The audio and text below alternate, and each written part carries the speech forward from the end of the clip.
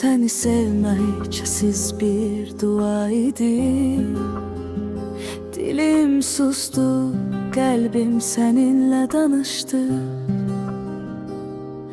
Gözlərin uzaq bir ışıq kimi yolumu yandırdı, amma yolum oldu. Yanımda olmadın, yenə də vardın. Adın nefesime karıştı geceler. Bir insan bu kadar seviler mi diye özüme sual verdim her seher.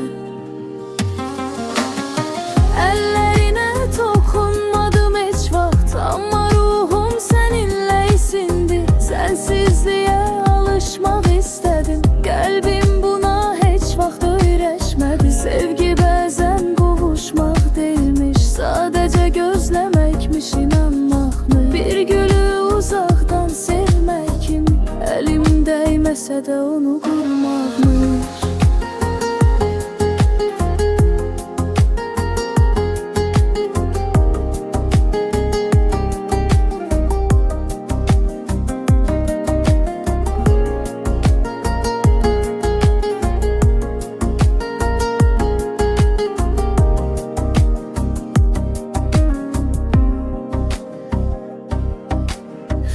Eğer bir gün adımı hatırlasam,